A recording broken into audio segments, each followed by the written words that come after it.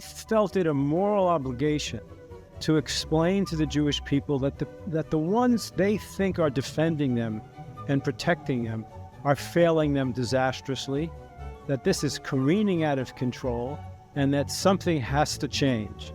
And that something has to be our leadership. Hello, I'm Jonathan Tobin, Editor-in-Chief of the Jewish News Syndicate, JNS.org, and you're listening to Top Story, a weekly podcast where I analyze the most important stories happening in Jewish news around the world. Each week, I will break down politics, foreign policy, and culture to provide insights into what is going on behind the headlines. Hello, and welcome to Top Story. Thanks for joining us. Today we have an important conversation for you with the editors of a new collection of essays about the failure of American Jewish leadership.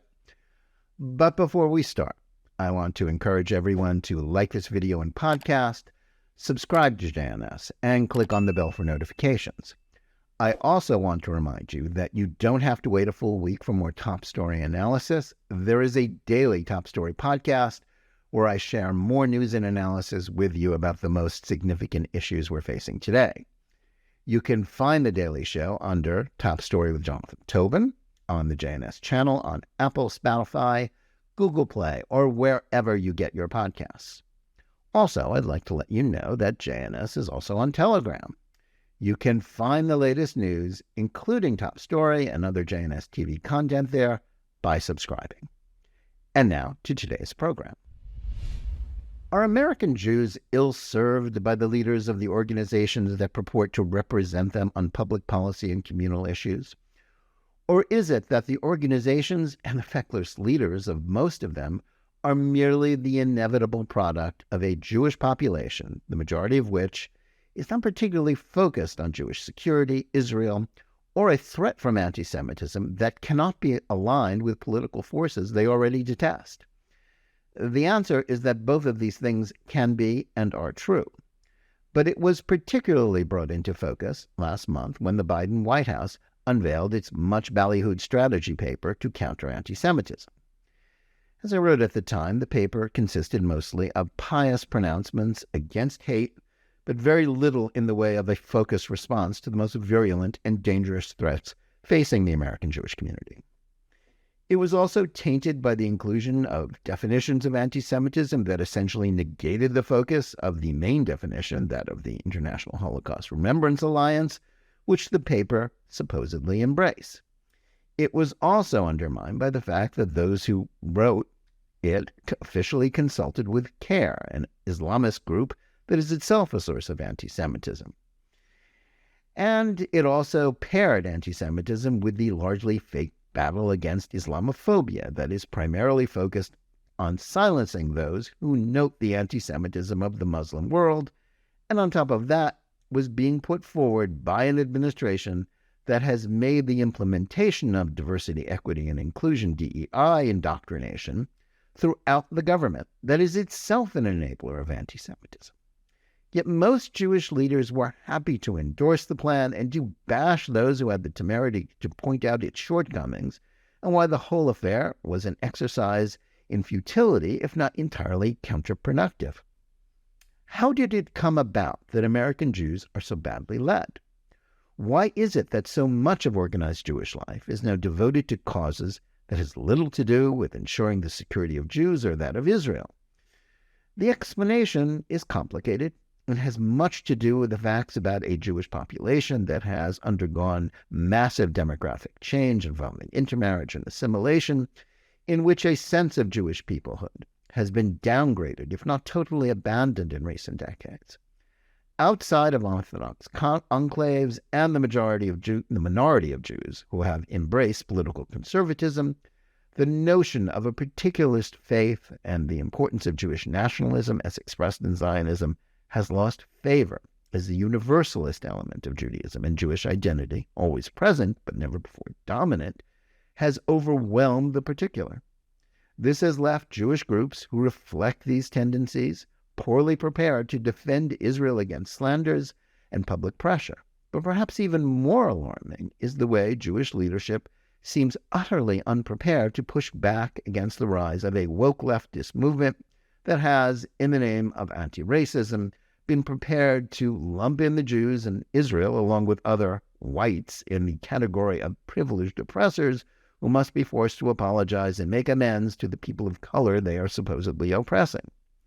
The leading legacy Jewish organizations have been flummoxed by the rising influence of critical race theory and intersectionality, which, along with the Black Lives Matter movement, is prepared to grant a permission slip for anti-Semitism. And instead of resolutely fighting these toxic ideas and the groups behind them, they have been more concerned with holding on to their status as liberals in good standing who are in sync with contemporary leftist fashion. This is the most important cultural battle of our age. And those who are tasked with the job of defending the Jews have aligned themselves with their enemies. That explains the pitiful response to the White House paper that was little more than an information operation. Creating a response to this crisis is an enormous problem, given the apathy and complacency inspired largely by partisanship on the part of most Jews. But two men who are trying to do something about it are Charles Jacobs and Avi Goldwasser.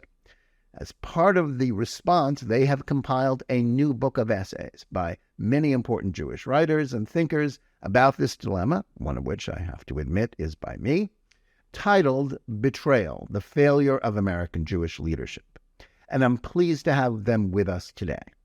Charles Jacobs is a veteran human rights activist, leading groups such as American Anti-Slavery Group, the David Project, and most recently, Americans for Peace and Tolerance. Avi Goldwasser is a social activist and film producer and co-founder of the David Project. Together, they are the editors of a new collection of essays titled Betrayal, the Failure of American Jewish Leadership. Charles Jacobs and Avi Goldwasser, welcome to Top Story. Thank you. Well, it's great to have you with us today.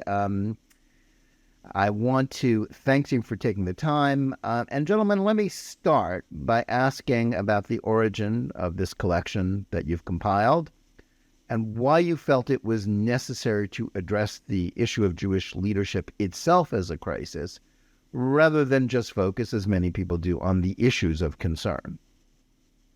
Charles, you want to start off, and then Avi, you can try. Well, Avi and I have been working in this field of combating and exposing anti-Semitism and anti-Israelism for over 20 years.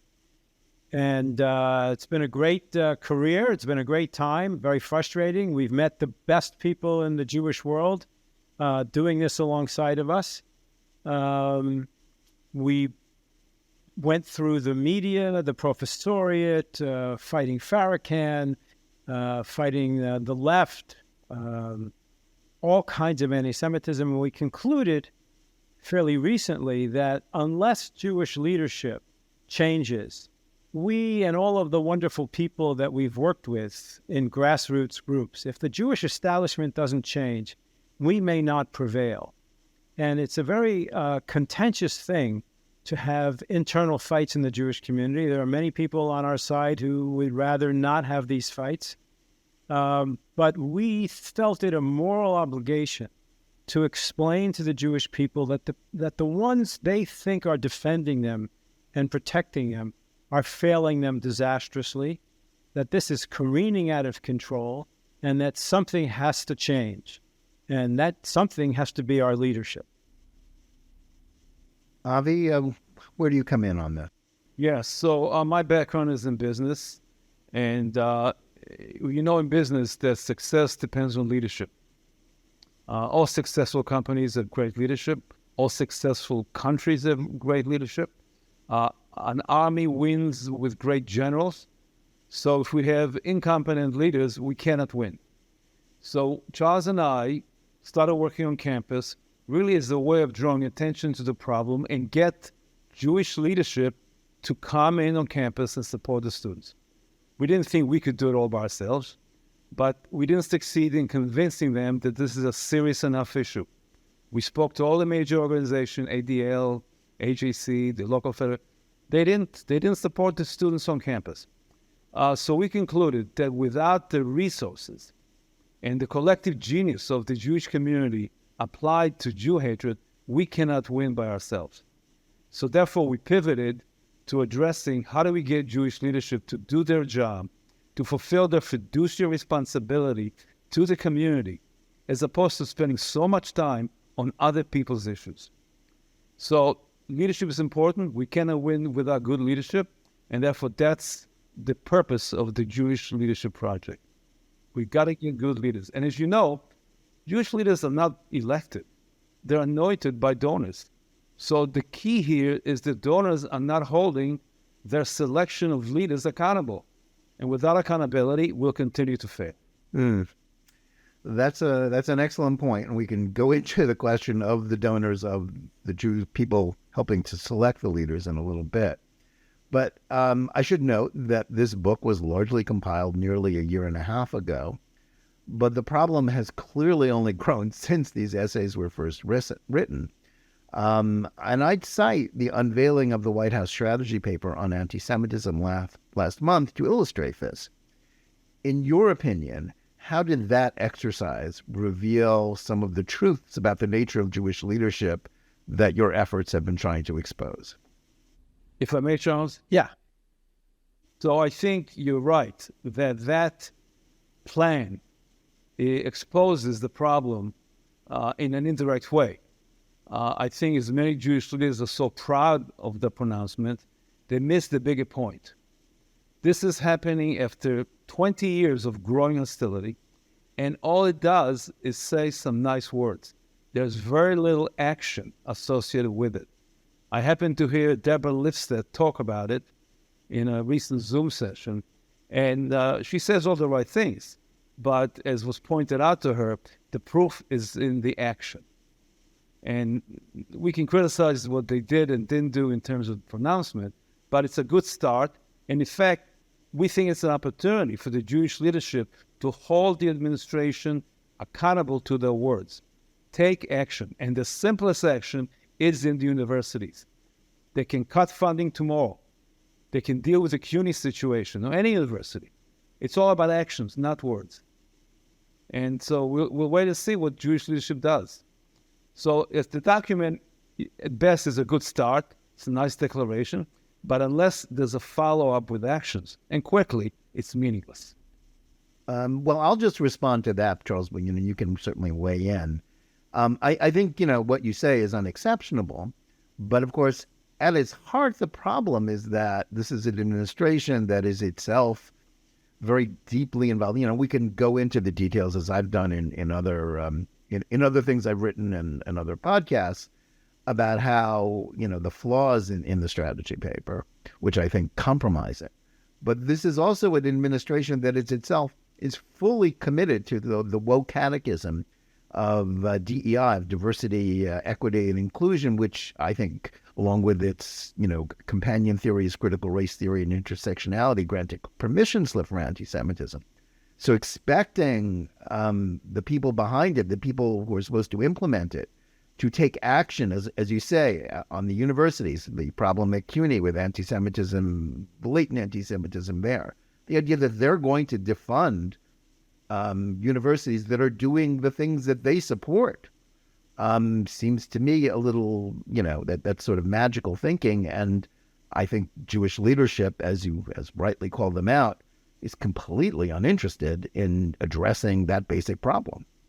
And you can see, getting back to your first question, what is in this that also sheds light on the deeper problem? Well, there are two things, clearly. First is the not accepting the IRA definition as the complete and sole representation of what anti-Semitism is. And this is very important because the IRA definition says that anti-Israelism is anti-Semitism. And the other definitions that they kind of let sneak in through the back door doesn't say that. And that's the entire, it seems to me, nub of the issue with Jewish leadership, because what they missed in the very beginning was that criticism of Israel, wildly disproportionate focus on Israeli behavior, was in fact the new anti-Semitism that they didn't recognize. So for them to not fight about leaving Ira in alone as the sole legitimate representation of what Jews think anti-Semitism is, that's a problem. And of course, the other one is that they welcomed CARE, which is kind of a branch in some way off of the Muslim Brotherhood, to also allow them to say we're against anti-Semitism. And of course, what they mean is completely different than what anybody else means. And not to buck against that, it again displays the problem of the Jewish establishment not wanting to deal with inconvenient sources of anti-Semitism, namely here, in this case, Muslim anti-Semitism, which may be the most deadly on the planet. So since the beginning, they only wanted to talk about the Nazis, the neo-Nazis, the right, the Republicans, whatever. That's all they want to talk about. Because why? Because it's easy. There's no pushback in the Jewish community. There's not going to be any infighting. And everybody knows that they're bad. But the fact is there are real problems with minority anti-Semitism, as you know, and as have written about. The Jews in New York are being pummeled in the streets by people of color. And also, you can look at memory and find imams around American mosques across the country telling horrible things about Jews, who we are, monkeys and pigs, we have to be destroyed, etc. So, and then the left, they're terrified of dealing with the anti-Semitism that comes from woke progressivism because they never understood that the classical liberalism that they correctly probably embraced when it was classical liberalism has been overtaken by the woke revolution. And they are trapped and stuck in a corner because they don't know what to do with that. So all of that you can see, as you hinted at, in the way that the Biden administration's policy came out. Now, Avi's right. So, I mean, a good leader would take what you got and run with it and force it down their throats and said, you said this, now act and demand it and rally the troops to demand it. I would only hope that would happen. I'm not holding my breath. Well, I see no sign of that. And I think, when we're as I say, we are both discussing a conceptual problem and the sort of literal problem of who are the leaders and, whether they're competent and how they're actually working. And I focus on this incident. We'll get to other things and to broader issues. But it was, the unveiling of that plan was, what I would call basically an information operation. I mean, it was sort of an info dump on the eve of Shavuot and Memorial Day. So basically the Jews were going to be shut down for 2 days and then everybody else for 2 days after that, which, basically shut down debate about it. And it was also because the Jewish leaders were so easily manipulated. The White House had put out rumors that they weren't going to embrace the IRA definition, creating great concern even among liberal Jewish groups, like ADL, that didn't want to be associated with something that didn't embrace IRA. And then when they put it out, it nominally embraced IRA, but then included the other things. The groups and their leaders were so relieved that they hadn't been overtly, directly embarrassed, that they were quick to say, "Oh, it's okay. Don't focus on the details." They were played there.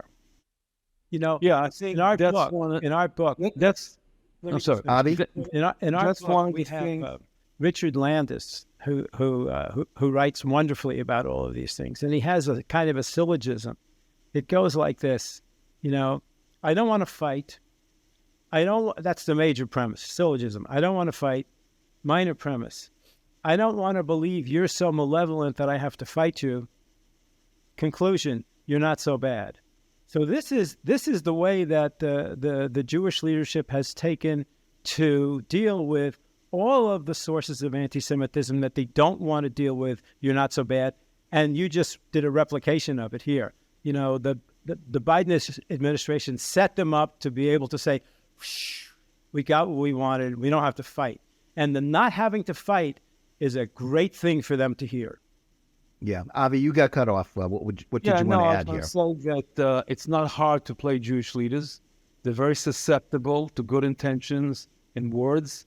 And as Charles pointed out, the conflict averse. They don't want to have conflict. They want to accommodate, they want to compromise. And that's the kind of people we have in leadership position. They're not fighters. Yeah. They're not fighters. And it's a losing approach. Now, I think it's important to put our concerns about anti-Semitism in the context of what I would call, and others have called, a general leftist war on Western civilization via critical race theory, DEI, intersectionality. Jewish groups are clearly more interested in staying in sync, or when I refer to Jewish groups, the legacy Jewish groups, the so-called mainstream. They're clearly more interested in staying in sync with liberal fashion than in fighting a trend that threatens Jews. And I guess the question is, explain to our audience, why did the ADL and all the other groups that are tasked with defending Jews wind up endorsing groups like Black Lives Matter, which were, themselves endorsing anti-Semitism rather than fighting it? It's a great question. It always, in my mind, begs the question, what problem are they working on? And if you look at ADL's actions, initiatives, in fact, if you look at any federation website and you look at all their initiatives and you ask yourself, reverse engineer, what problem are they working on? And one thing is clear, they're not working on fighting Jew hatred. They're working on, as you pointed out, being universalist, being accepted, being a friend of the left, helping everybody. Being a good ally, as they say. Yes. Showing how wonderful Jewish people are. Look how wonderful. We help everybody. You name it, we'll help them. That's how they perceive themselves and what it means to be Jewish.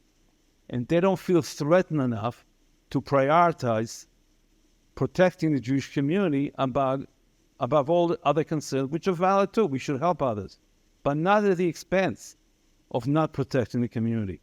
But because they feel so secure, or they're in denial, and they're more interested in being universalist and utopian in their thinking than in protecting the Jewish community. They tend to deny the problem because they don't know how to deal with it, because it will undermine their fundamental belief in universalism, in the goodness of people, and so forth.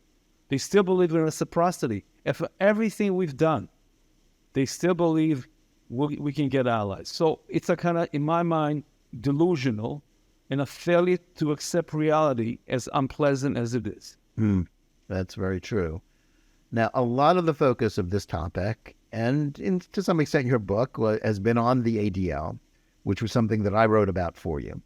Now, some critics of my stand say I'm not giving enough credit to the group for what it does do right and for its ability to monitor hate.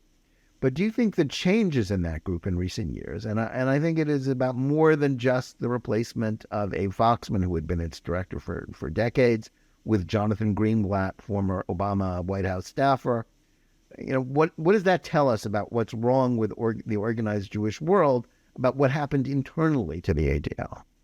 Well, you're right. Foxman was a more traditional person. He cared very much about the Jewish community. He was a survivor, or the son of survivors himself. Of course, he had a myopic view too, and he was the general fighting the last war. He was always on the right, always on the neo-Nazis. In fact, he started fights against the Christian right when he never should have. He fought Pat Robertson, et cetera, et cetera. When we started Camera in Boston, Andrea Levin and I started the Boston branch of Camera, ADL people came to us and begged us not to do it, but to allow ADL to be, in their words, the ADL for Israel. Because we were seeing there the first glimpses of the new anti-Semitism in the media, which daily bashed Israel behavior disproportionately, falsely, etc. And I just want to stop you. For those who don't know, Camera is the media monitoring organization, the great media monitoring organization, I might add, that addresses media bias against Israel. Correct. There's nothing better. So we were about to start Camera, and ADL people, Lenny Zakim of the Zakim Bridge in Boston, Steve Grossman, who was head of AIPAC, said, no, let Foxman, let the ADL do this, because if you do it, you'll be seen as just one of many. But if Foxman, who speaks with the voice of the Jewish people, says the media is lying against the Jews again, right, that would be really important. We said yes, Foxman said no, for all kinds of reasons. And I would tell you that if anybody's writing the history of the decline of American Jewish influence in America, that decision by our Defense Department, which had our Treasury to defend us, not to take on anti-Zionism in the press, was the beginning of a descent. So yes, even before Foxman went away and Greenblatt came, there was that problem in ADL. Now, Greenblatt is much worse. He's an Obama man. He has been pulled kicking and screaming to say some right things. I mean, David Harris of the AJC was the first one, the head of the AJC, American Jewish Committee, was the first one that I saw who said the words, "We have to be swivel-headed and look at all directions for anti-Semitism, not just the right."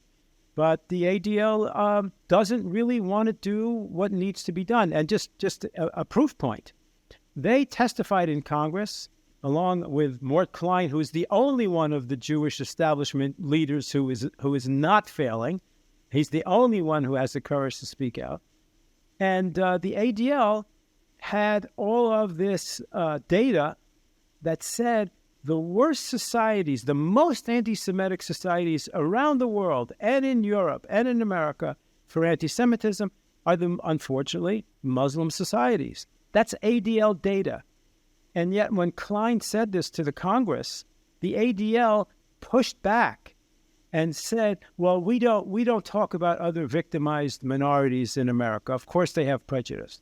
So even when they do great data collection, which they do, it's worse than useless if they're not willing to deploy it. Yeah. Yeah, look, I think, as you know, Jonathan, staff is strategy. So the staff at the ADL, not just Jonathan, but the rest of them, determine sort of the strategy. And I guess they're supported by the donors. As you know, many of the donors are non-Jews. Silicon Valley is spending a lot of money at ADL, and ADL has done a tremendous job of raising money. They have a $100 million budget. What percent is used to defend Jews? I don't know. It doesn't seem like a lot. Now, monitoring is good, but it's not enough. It's just a first step toward action. So all the statistics, so what? The fact is that after, 30, 40 years of ADL efforts to fight anti-Semitism, they're failing. So they have to rethink whether their approach is working. Why double down on the same training that's failed? Why try something new? And that kind of re-examination has not taken place yet. Now, yes, you're right. Recently, they've made some statements acknowledging progressive anti-Semitism and coming from certain minorities, but the heart isn't in it. They've always been supportive of the leftist agenda, trying to combine Jewish interests with leftist interests. They basically have not yet accepted the reality that the left has betrayed the Jews. The left has been a great friend of the Jews for 100 years. It's over. They have abandoned the Jews. And it's hard, it's painful for them to acknowledge it, but that's the reality. And until they confront that, they're not going to be effective in fighting Jew hatred. Yeah, I think that's very true. And I think it's the point, it's a proof point, as you would say, of this is in their curricula that they, their major business is the No Place for Hate, teaching program that they peddle around the country and which is widely lauded as, helping to reduce prejudice, although it's not clear that there's data that supports it, but it makes everybody feel good. But, as we reported at JNS in the last year, some of those curricula have been sort of infected by the same leftist doctrines that are enabling anti-Semitism, like critical race theory. So, and this reflects, you say staff is strategy. This reflects the orientation of, some of the lower level staffers throughout ADL who seem to be much to the left even of Jonathan Greenblatt, let alone, sort of a more centrist position. Right. Now, a lot of the discussion about anti-Semitism, and Charles, you referred to this a moment ago, has been focused on what I think is kind of a largely futile debate about what's worse, right-wing anti-Semitism or left-wing. But boiling it down in this way does often fail, as you said, to address anti-Semitism from Islamists, from African Americans, while largely giving a pass to anti-Zionists. Is this kind of all a distraction? Why do we have to choose? And is the reason why we're often being asked to choose is politics? Most American Jews, are liberal Democrats, and to talk about these other forms of anti-Semitism that can't be linked to their political opponents, however unfair that is to link neo-Nazis to Republicans, and I would say it's very unfair, that's not something that the sort of legacy groups are that interested in. Right. So, it is a kind of a Jewish debate, who's going to kill you first and who's worse, And when I think about the left and the right and all the different threats, it's like, the neo-Nazis who come with guns and machine guns and shoot people and kill people, that's like a heart attack. But the left is like a cancer. It grows and grows and grows, and I think, from our point of view, it's going to be the worst. But the thing that I think people need to understand, we are all classic liberals. Everybody here is a classic liberal, meaning that we agree that no matter, regardless of race, color, creed, sexual orientation, religion, everybody in America should have an equal opportunity to succeed. But that very ideology, which welcomed the Jews and which supported the Jews so well, has been overtaken and defeated by progressivism and wokeism, which flips the board and which says, no. There's only two kinds of people, the oppressed and the oppressors, and we demand equal results.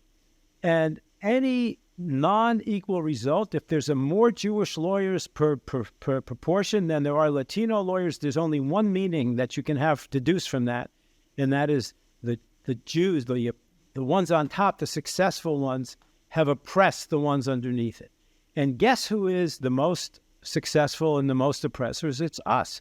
We are now adjacent whites, according to this very ideology that the ADL doesn't want to fight.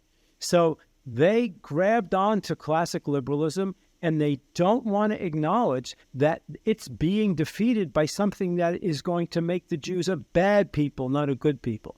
And they're trapped, and they don't know what to do, and you can tell what they're doing, if they're serious or not. What is your strategy, Jonathan Greenblatt, about dealing with wokeism, left-wing anti-Semitism, minority anti-Semitism, and Muslim anti-Semitism? They don't have an answer to that question. They should not be the leaders of the Jewish people. If they don't even try to create a strategy to deal with it, to explain to the Jews that the world has turned upside down ideologically and our house is now on fire, they deserve nothing. They deserve to be replaced. It's interesting. I've worked with school teachers in Miami-Dade County, Florida, about Holocaust studies. And they pointed out that it's not effective. Talking about Jews going to the gas chambers doesn't do anything. It doesn't elicit sympathy for Jews. It elicits contempt. These people just walked into the gas chamber. And this one teacher said to me, I therefore talk about Israel, about the need for strong Jews. And the fact that ADL keeps pushing Holocaust studies and all these kind of things, seeking pity and sympathy, doesn't work. And they refuse to acknowledge it. Their success is in signing up people to attend the course, not in reducing anti-Semitism. The only statistics that show you we signed up so many people, great. But as far as the hostility to Jews, all their own records show it's only increasing. So it's not working. And when it's not working, you ought to re-examine why and deal with it.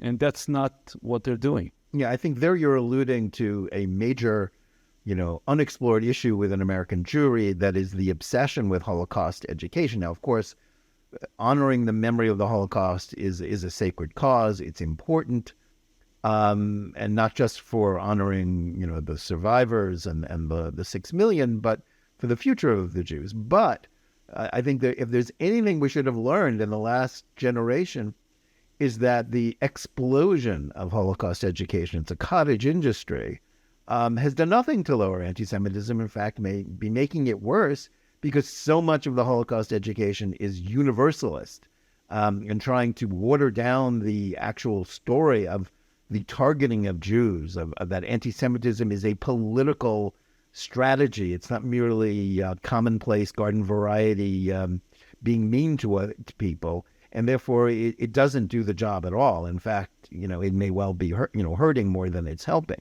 But let's talk about something that you've already raised, and that is another sort of dirty secret about Jewish groups: their failure to stand up against the most common variety of hate crimes against Jews, those of African Americans against Orthodox Jews in inner cities, places like New York.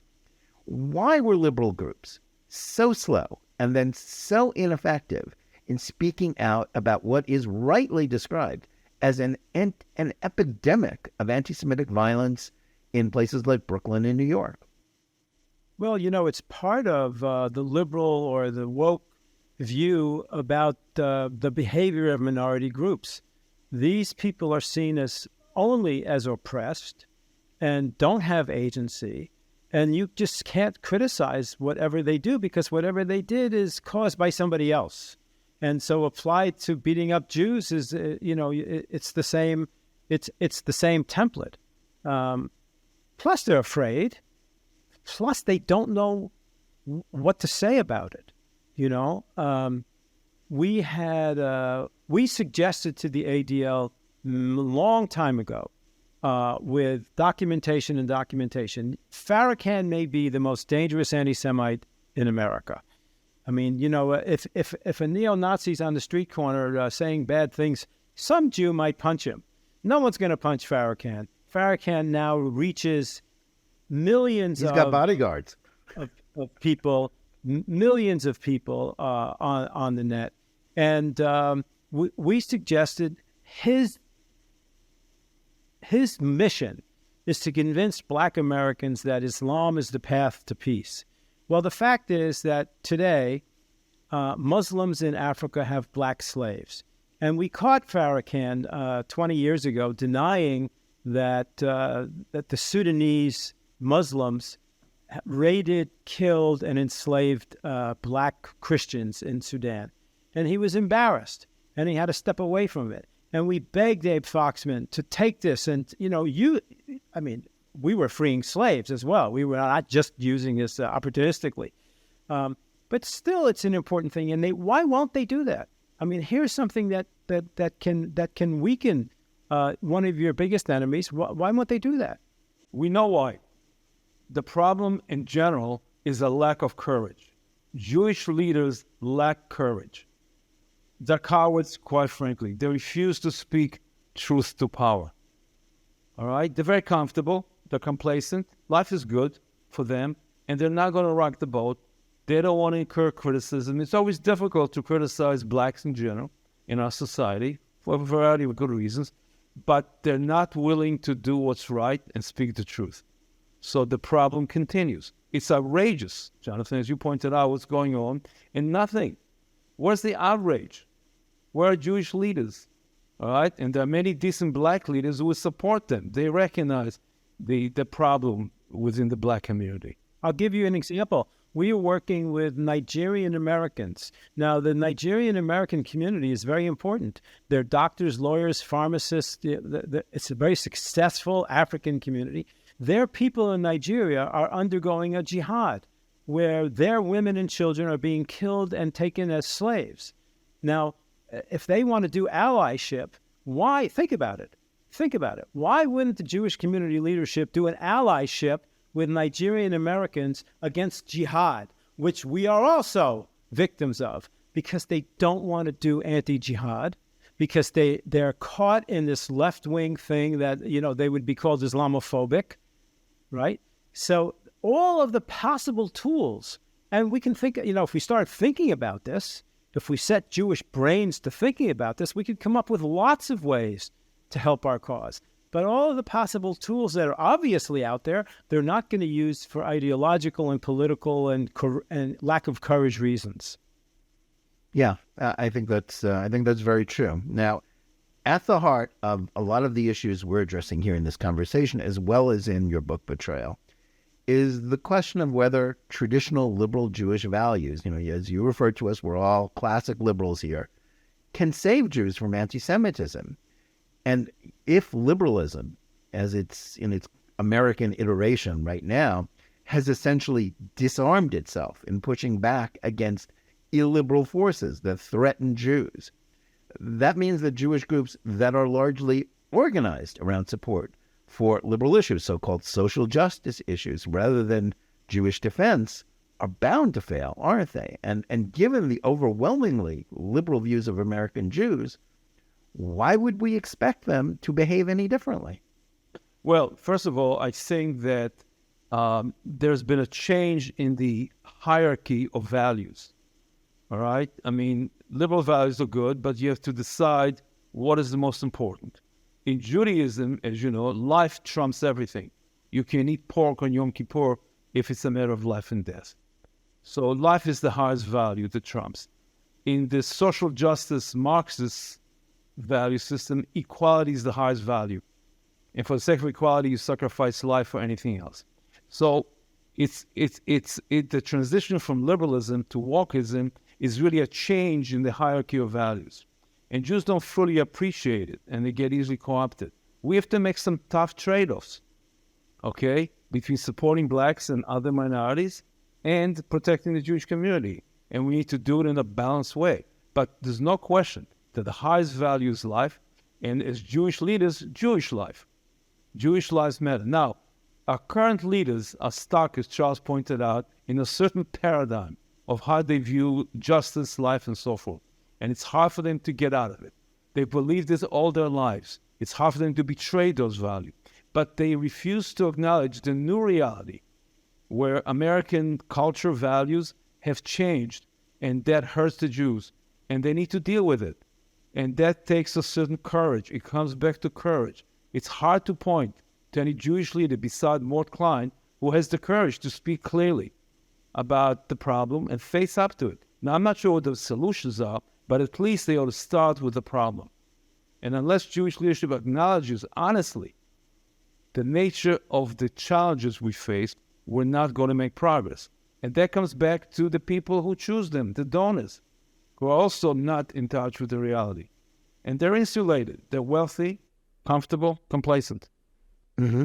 I want to just go back about liberalism, classic liberalism. You know, it's actually maybe bigger than the Jewish question, because America itself may go down the tubes if classic liberals don't learn how to fight back after having been swallowed up wholly by woke progressivism. And there are people pushing back. You see the parents in the public schools pushing back. You see people like David Bernstein and his group pushing back. There are a group of classic liberals who are fighters, who understand that they really have to defend their turf and reteach the principles of liberalism, classic liberalism, to the American people. Otherwise, America may go down the tubes. Yeah, I think that's the direct issue. If in the war on the Western civilization, on the basic values, of history, literature, philosophy, art produced by Western civilization, Jews are at risk as well. It's not something that's outside of our experience. Now, let's turn to the question that is very much addressed in your book, Betrayal, the question of disassociation from Israel among American Jewry. This phenomenon is most often blamed on Israel itself for being imperfect or having leaders that are too right-wing to appeal to American Jews like Benjamin Netanyahu. But isn't this problem more about demographic change here and in a change in mindset than about Israeli politics? And how has the failure of American Jewish leadership exacerbated a problem that already existed? I think, quite frankly, it's a problem, first and foremost, of narcissism, moral narcissism. Many of my friends, who are wonderful, decent people, seek moral purity. And Israel taints them. It's an imperfect place. America taints them as well. So they are reluctant to be associated with a country and nation that does things that they don't agree with. But then there's no perfect country. It's easy to disassociate yourself from any nation state. None of them are perfect. So there's a kind of moral narcissism here at play. That, these are wealthy people, comfortable, And that's their meaning in life, to be morally pure. And it's hard to be morally pure in a messy world. So I think there's this personal issue in terms of purpose and meaning in their life. And then, as you pointed out, there's a failure of Jewish leaders to educate American Jewish community about Israel. I'm a child of a Holocaust survivor. I was born in Poland. I came to Israel. If there was no Israel, I wouldn't be here. All right? So I think people like myself understand and appreciate how critical Israel is. It's not perfect. No country is perfect. But it's critical. And it's hard for my American cousins here to appreciate the importance of Israel. They're comfortable. Well, maybe less so today. Okay? But the Jewish leadership failed to educate them about the critical centrality of Israel to American Jews. And the consequences, what we see. They also failed to defend against the new big lie that Israel is among the cruelest of nations. And that was the lie that tainted, in the eyes of many, many liberal young Jewish students and people, that tainted the Jewish state. And they're ashamed of it, or they feel defensive of it. And nobody deconstructed the mannerism, the method of this lie, which was to have double standards for Israel. No one can name me a country that's not the result of one people taking it from another people. There's not one country, maybe some Micronesian island where, some natives popped up, out of Zeus's mind. But there is no country that is not the result of conquest. So we did that. We actually have a better claim to that than most of the rest of the countries. But again, if you talk to leftist or liberal Jews about Israel, and you say, compared to what is Israel tainted? They don't want to hear the question, because they don't want to compare themselves to the Chinese who are genociding the Uyghurs, or to the Sudanese who are massacring and enslaving blacks, or to the Syrians who gas their own people. On a scale of 1 to 100, if you ask them, where is Israel? They don't want to do the scale, because they think that they have to be better. So in a way, they're silent supremacists. These are secular Jews who are holding Jewish conduct, saying about it that it's it's cosmologically more significant than anybody else's conduct, but they wouldn't say that in public. And so they cheat. The left part of the Jewish community is in a way cheating by not telling you that, yes, I know, we're really pretty good, but still, if they would say it that way, then the defamation couldn't happen, because they just pile on, and they agree with the haters in a way that Israel is among the cruelest of countries. And so that's what... They don't care what other people do. They believe Jews should be morally pure. That's the only thing that matters. Don't compare us to other countries in the Middle East or elsewhere. We as Jews have to be morally pure, and we're not. And that's a problem for them. They seek some utopian perfection that doesn't exist. It's a kind of narcissism. They're not perfect. Why do you expect other people to be perfect? And the reality of the world, it's a messy world. It's a messy world. We don't have to be perfect. No, of course not. Now, in the book, in your book, there is a discussion that I think is very interesting of the Oslo peace process by Caroline Glick, who now actually writes and does a podcast for JNS. How do you think the enthusiasm for that failed idea and for the refusal of most American Jewish leaders to admit that it failed, even to this day, help account for decline in Jewish support for Israel, since so many of the Jews on the left act as if Israel has made no concessions, has taken no risk for peace, has not made offers of statehood and independence with the Palestinians. It's all down the memory hole. Well, the two-state solution is an escape hatch from a big problem. And the problem is that the war in Israel is a jihad, that this is a religious civilizational war to wipe out a people. And who wants to think that's true?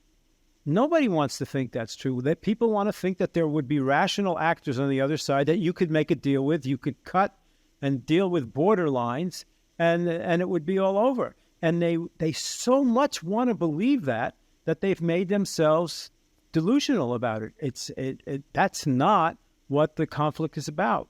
And so they embrace the two-state solution, much as they embrace, a lot of liberal ideas in this country, because they're nice to believe in, and they let you off the hook. Remember, I don't want to fight. I don't want to think you're so malevolent that I have to fight you. You're not so bad.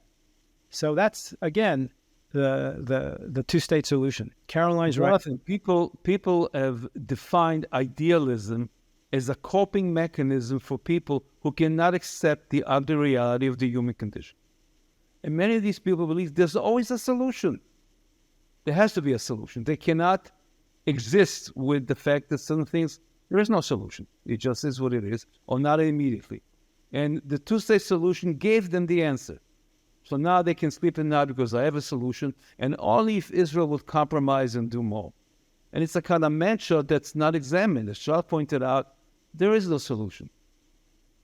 What are the consequences of two-state solution? They don't know. What's going to happen the day after Palestine is free? Free to do what? They'll be like what Arab countries? Like Gaza. Right? Yeah, like Gaza, like Syria. They don't think. They just want to get this off their chest because Israel taints them. It stresses them as Jews to have to explain and defend Israel. These are cowards. These are not serious people.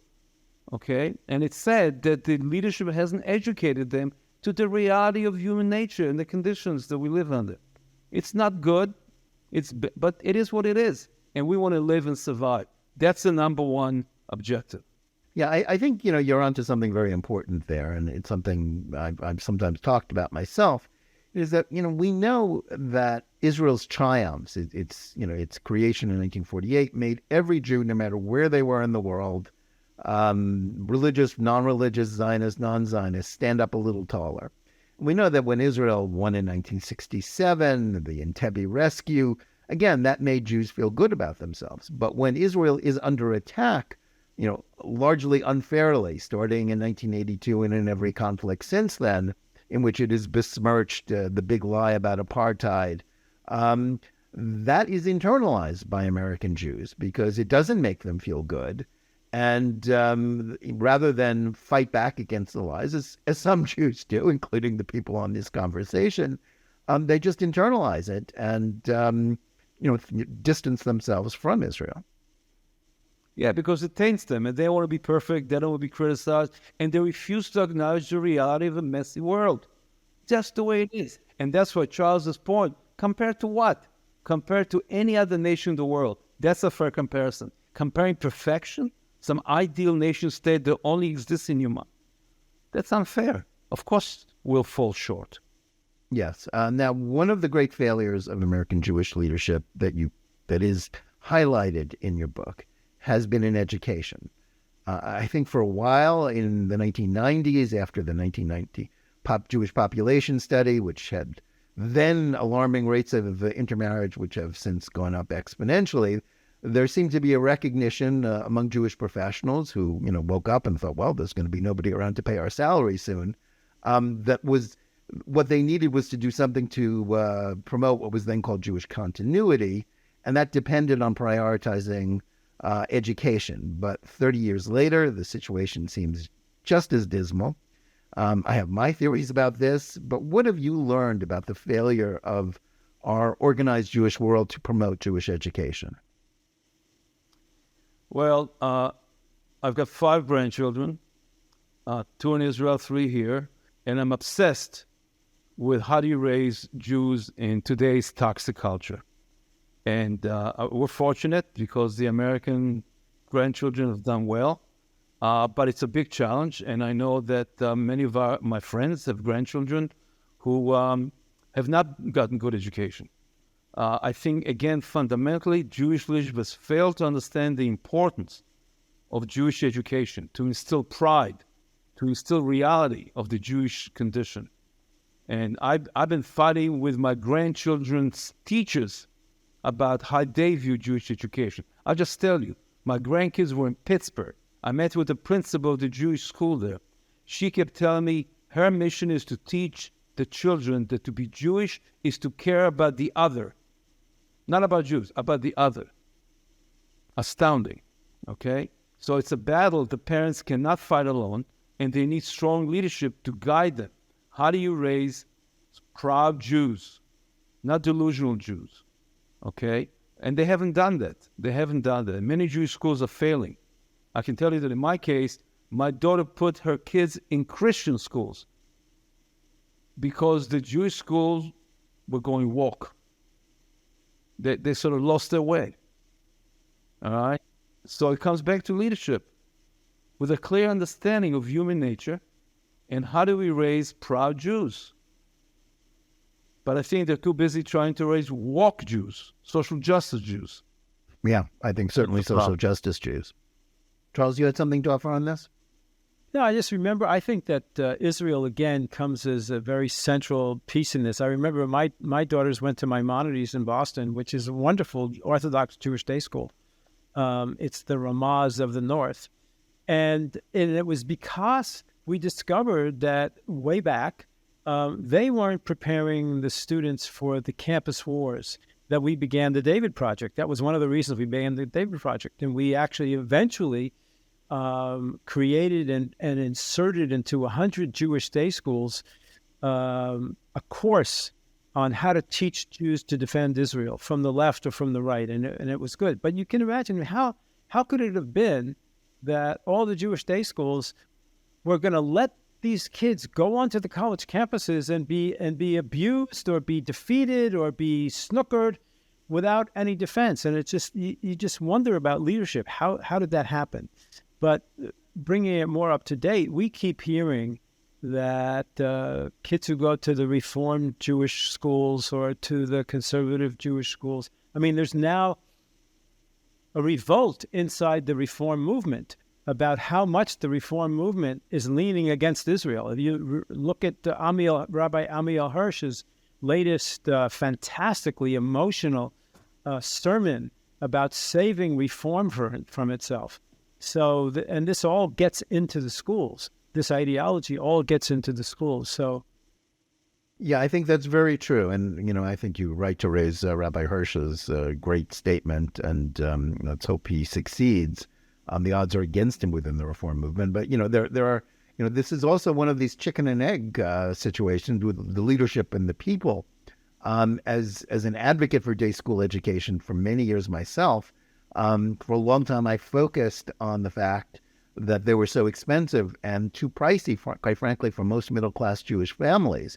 And that's a big problem, remains a big problem. But what I also learned in the course of reporting and writing about that issue was that probably the majority of American Jews, for them, the problem wasn't the cost of Jewish education or the cost of Jewish living, as we say. It was that you couldn't pay them to send their kids to a Jewish school because they were themselves so committed to assimilation, to a universalist idea about the world and about Jewish identity, that even day schools, which are the best form of Jewish education, but also, as you said, Avi, often failing to give Jewish Zionist education, even there, it's the population that produces the leaders and the leaders that help produce the people. Both are interconnected. Exactly. It's hard to be a Jew. And when we finally wind up in a place where they want to marry us and kiss us and let us run our talents free and wild, assimilation is a huge pull, as it is for every other group right now. So why should you? If Jewish leadership's job is to teach us why it's important to be Jewish, even when you don't have to be. So they failed. Yeah. Next, I want to address the sort of rising tide of Jews who are themselves aligned with anti-Semitism in the BDS movement, which is mostly, it's focused on the group's Jewish Voices for Peace and If Not Now. How is their growth and their active promotion of anti-Semitism via the Deadly Exchange program, which is itself rooted in the Ferguson myth about, American police hunting down black kids, and then extended to the idea that Israelis are training American police to kill American blacks, which is a blood libel, nothing less than a blood libel. how is the failure of American Jewish leadership to address this rise sort of the big piece of the story that we're trying to tell here? Yeah, again, it comes back to what motivates people, Jews, to support BDS and so forth. And I think to a fair extent it has to do with narcissism. Their meaning in life is to be morally superior to the other Jews. And that's what they demonstrate. Look at me. I care about the Palestinians. I care about everybody, not just Jews. Not only that, I'm willing to be critical of my own tribe. I rise above tribalism because I'm such a wonderful moral person. And that's what motivates them. It's a kind of confusion about the reality of the world, and it's all about them. They don't care about the Palestinians. I had conversation. Do you care what happened in Syria to the Palestinians? No. Do you care what happened in Palestine in Iraq? No. Lebanon? No. They only care about Jewish behavior, which is not perfect, which stains them as Jews. It's all about them. And they're not being challenged by the establishment. And you get these misguided young people who look for meaning and purpose because they didn't get it from Jewish education. And it puts them in an elevated state of moral superiority, which is what they seek. Otherwise, they're losers, but they feel morally superior because look at my position vis-a-vis my own tribe. And then they get a lot of funding. There's always the money that's involved. And look, as you may know, we did a film about J Street.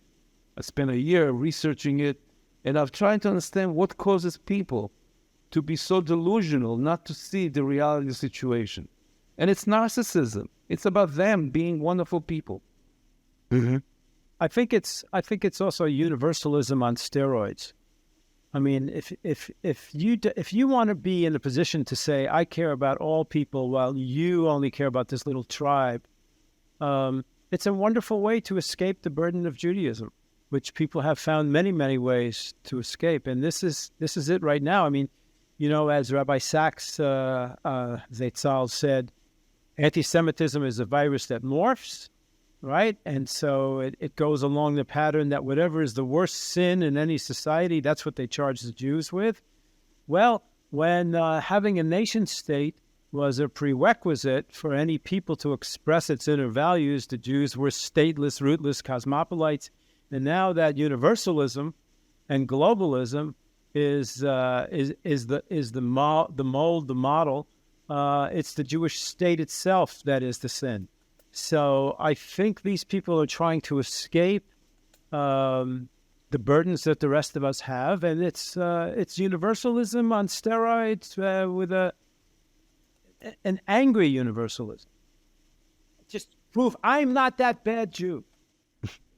I think that's very true. Now, your book lists an array of terrible problems and Jewish failures in response to them. But my final question to both of you is, what is there about this struggle that gives you hope for the future as Jews as well as Americans? Charles, why don't you start, and then Avi? Well, history never goes in a straight line.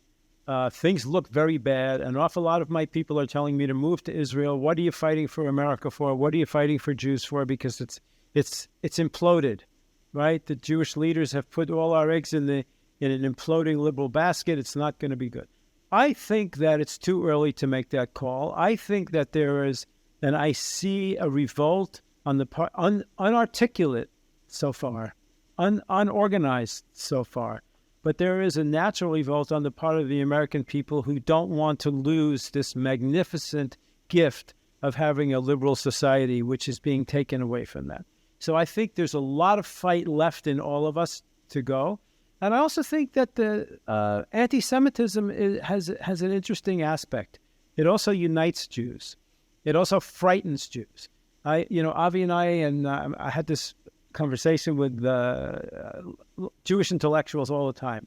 We sit there and we say, we tried so hard to use eloquence and words and logic and data and reality to change things. Well, it might just be Jewish blood in the streets that is more effective than all of our beautiful words. And so on the one hand, there is this, I think, resilience on the part of Americans and Jews There is a Jewish brilliance that might come to the fore if it were channeled right with the right leadership. And there's the terror behind all of this that might get us off our duffs and to do what we need to do. So I'm hopeful. So I think that if one thing I learned from my father, who went through hell in World War II, is that you have to have hope. You have no choice. It's not a choice. And even though it's an act of faith, there may not be enough evidence. So we have to be hopeful, and we have to strive to change the situation. I do have faith in the American people. I do have faith that the Jews will wake up, hopefully not too late. And I think all the Charles and I are trying to do is accelerate that learning curve. Now, there's no question that the best lesson is trauma. It takes disaster for people to wake up. And sadly, we're trying to avoid that. But we're going to do our best to do that. And we like to get Jewish leadership to recognize it and get them to wake the people up and tell the truth. Just start by telling the truth of what we face. And then we'll figure out how to deal with it. But as long as they deny the truth, as long as they avoid dealing with it, we're not going to make any progress. Right. Well, I think that's very eloquent. I think I agree with you. We need to focus on being hopeful, having faith in what keeps us Jewish, and also gratitude, which is at the core of Judaism and every good religion, for the values that we have and for the country we have, and fight to keep it. Gentlemen, thanks so much for joining us today and for providing some very important insights. And let's hope Betrayal is widely read. Notwithstanding my own contribution, it's an important read. We also want to thank our audience. Please remember to tune in every day for Top Story Daily Edition. And whether you're listening to us on Apple, Google Play, Spotify, or any of the other podcast platforms, or watching us live on Facebook or Twitter, or on the JNS YouTube channel, please like and or subscribe to Top Story, click on the bell for notifications, and give us good reviews. Please write to us at editor@jns.org and let us know where you watch or listen to the show and what you think of it. And remember, keep reading and thinking for yourself, and we'll see you again next week.